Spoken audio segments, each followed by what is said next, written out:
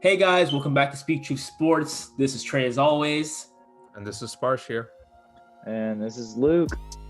Yes, and coming off that finals performance, we're just gonna talk about Giannis Antetokounmpo, and his NBA career thus far. Giannis was the first player in NBA history to drop 50 points, 10 plus rebounds, and 5 blocks in one NBA game, in a finals NBA game. So, Giannis put the team on his back last night, and Giannis has just been really probably the pillar. He was definitely the pillar. There was speculation talking about who's the Batman, who's the Robin.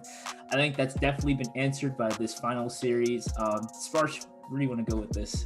Yeah, I mean, just going back to the Batman and Robin thing, we gotta stop this. All right, I mean, if Chris Middleton is the Batman, then Giannis is the Superman, right? Like he brought them there. It's just like I don't know what else to say when you see like somebody as dominant as him. And when this guy started, right, it was around the 2013-14 season when they had Larry Drew as their coach, right?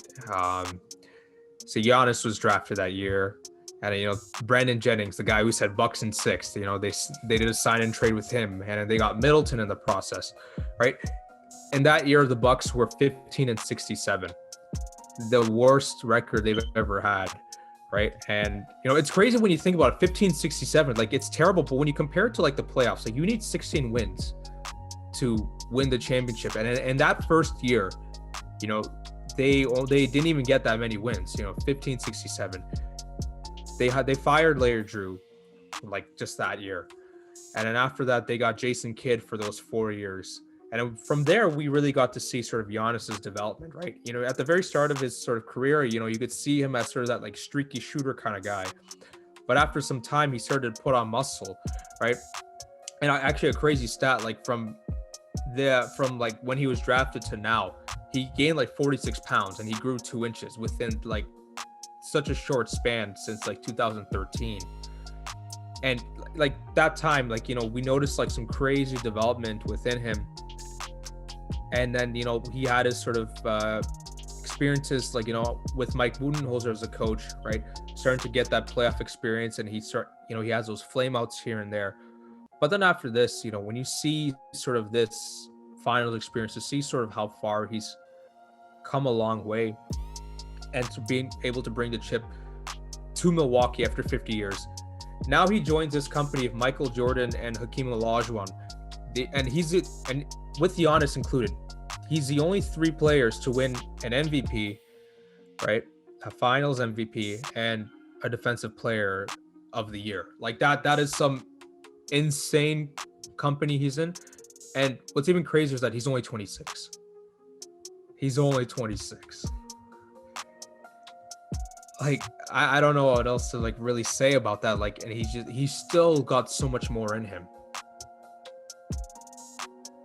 I mean, I think there's no ceiling for him right now. Like, after the season, I don't know like what anyone can do to stop him. Like, it really, I guess, depends on the rest of his team, because if he plays well and the rest of the team plays well, I don't see any way they lose in most games. But I mean, he just has so much room to like, I don't know exactly how to put it, but he's just got a big future. If he doesn't get injured, like a season career-ending injury, I see him being like this for the rest of his career until he gets old. And he doesn't. Big guys like that don't have Chris Paul, LeBron James kind of careers. But I guess we'll see.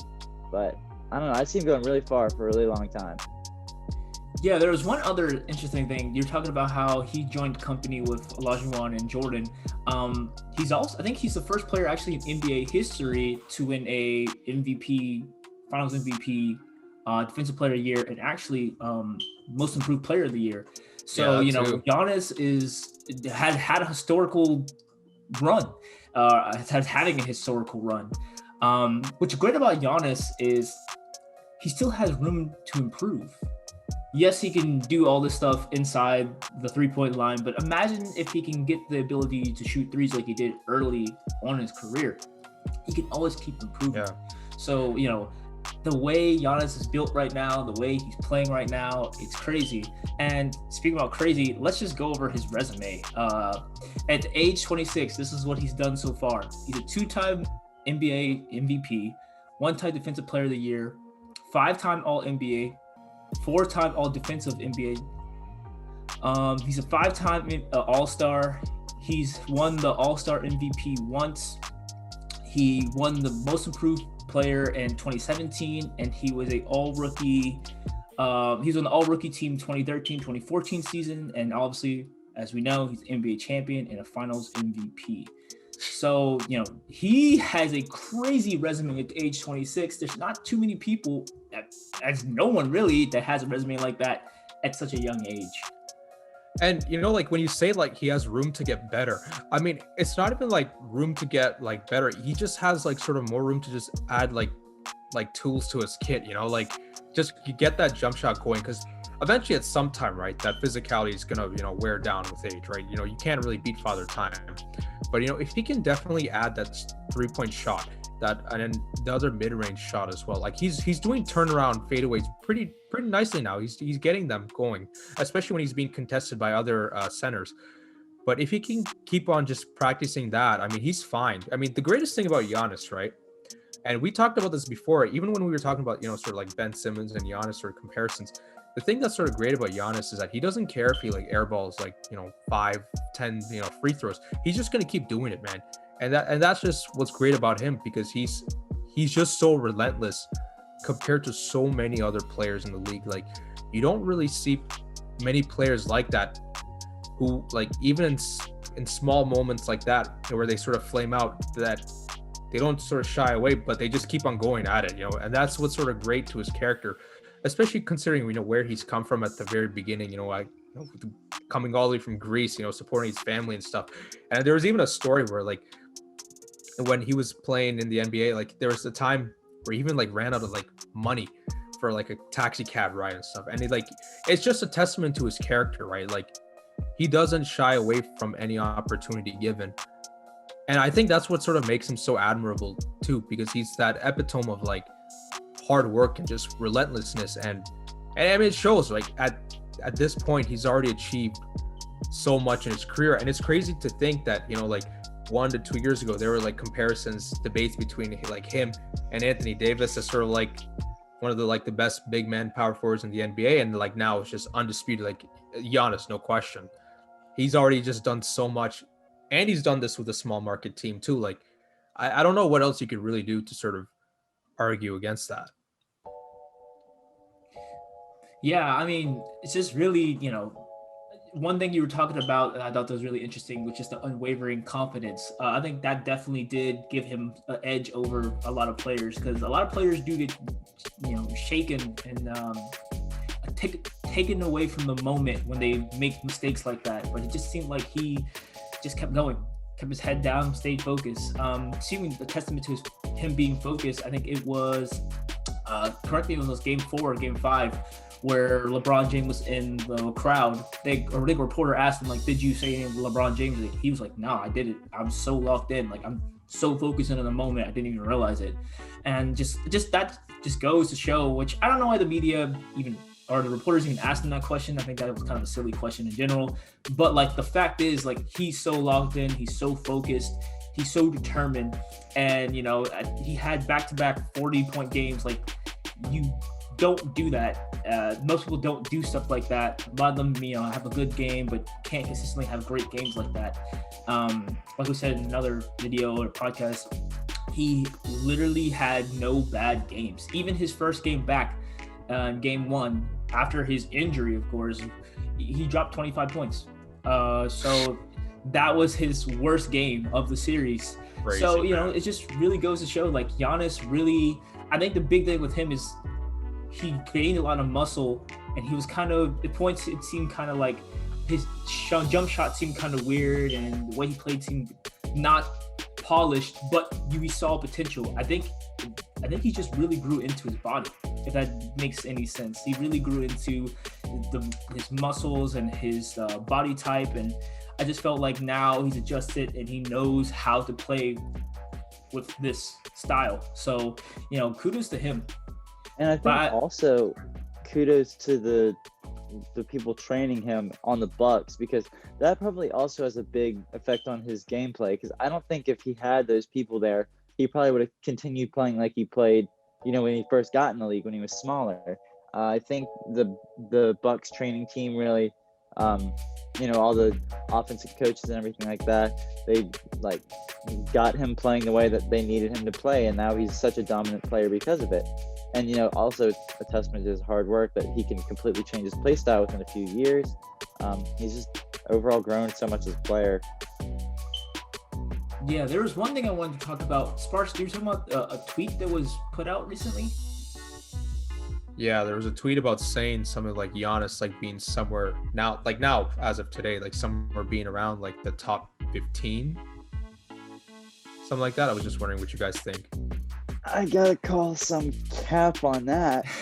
Not as of today, he's not a top 15 player all time. That is kind of blasphemy, because you can't.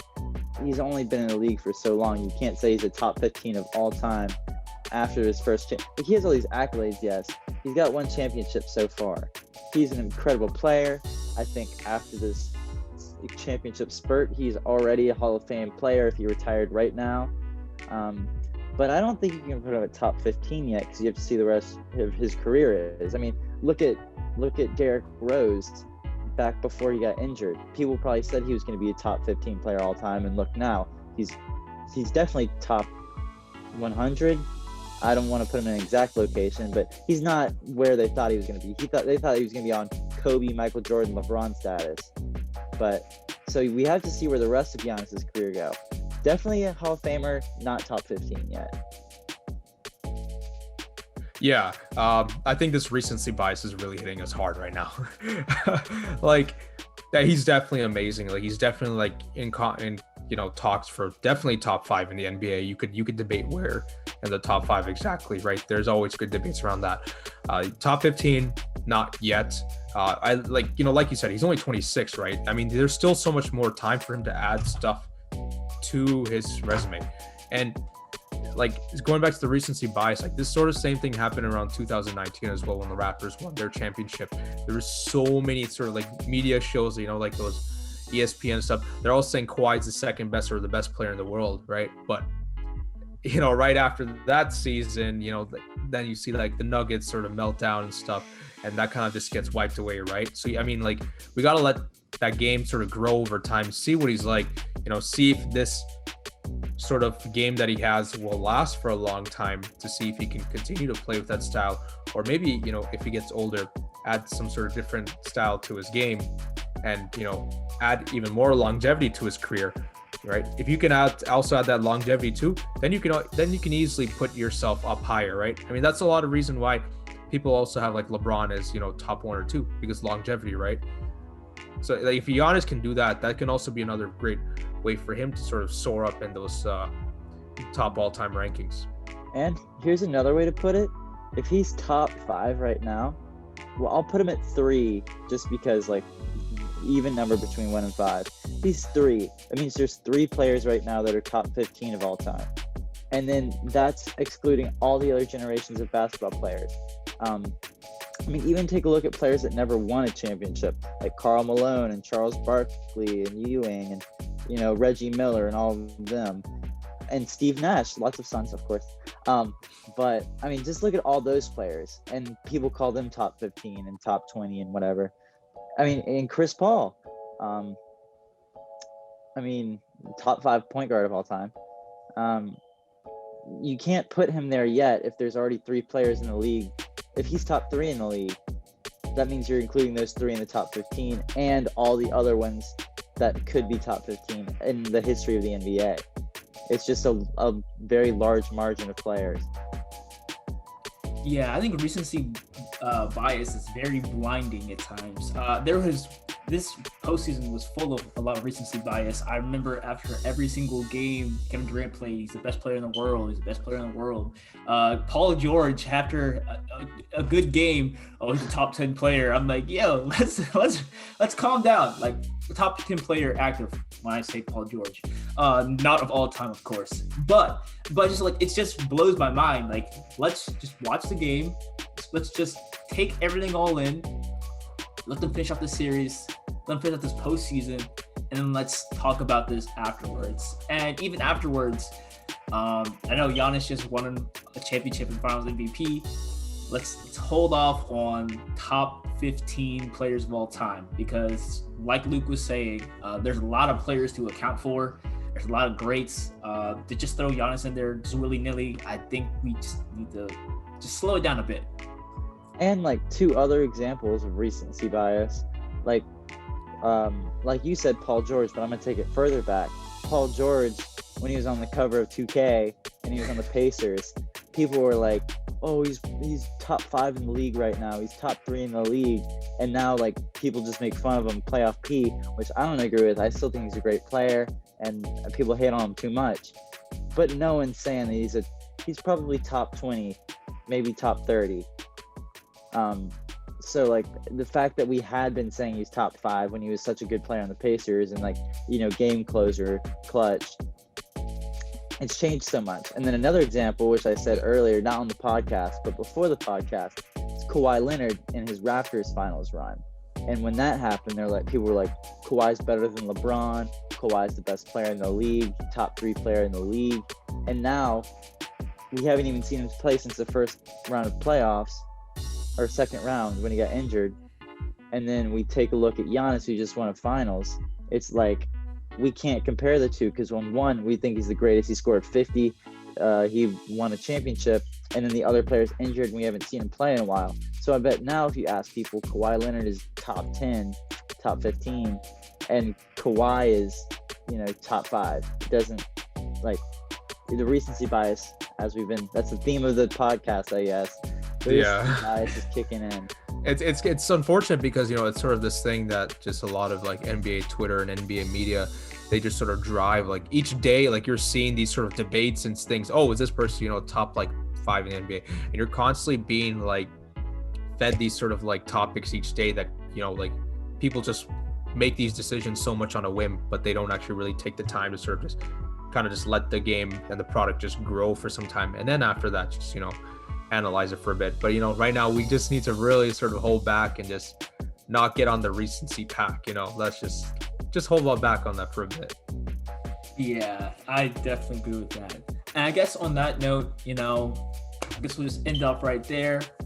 Guys, we appreciate you for watching our videos and supporting our channels. You want to support us some more, support our Instagram at Speak True Sports, Twitter, Speak True Sport, and support our website. It came up recently. And, you know, since you're already here, like, comment, subscribe. And, you know, on that note, guys, this is Trey as always. This is Sparsh. Take it easy. This is Luke. See you later.